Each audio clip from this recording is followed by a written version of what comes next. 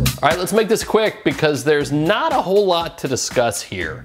This is the Amazon Fire HD 10. It's a simple Android-based tablet. It's not too expensive. And like I've said about its smaller brother, it's really the only tablet I would ever hand my kids. That was the 8-incher though. This is the Amazon Fire HD 10.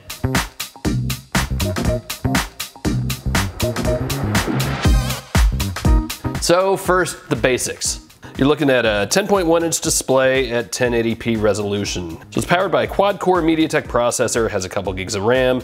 You can get it with either 32 or 64 gigabytes of storage. Now, I went with the smaller of the two, and I still have about 28 gigabytes left to play with. That's still a bunch of space, and remember, it'll take up to a 256 gigabyte micro SD card for even more storage. None of that's really important though. What really matters to me with this tablet is the price.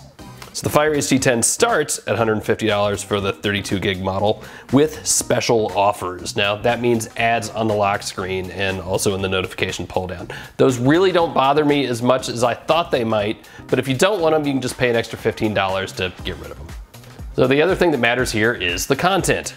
So you've got access to the Amazon App Store, Amazon Prime Video, books, music, games, whatever. And it's a ton of cool stuff and a decent tablet, again, for less than $200. And that's the big deal. So why get this 10-incher instead of the less expensive 8-inch model? So if you're gonna be using this thing to watch a lot of video, that's where it starts to make a lot of difference, and I think it's probably worth going bigger. I mean, sure, it's not the best display you can find in a tablet, but again, $200, and this definitely hits the, good enough category.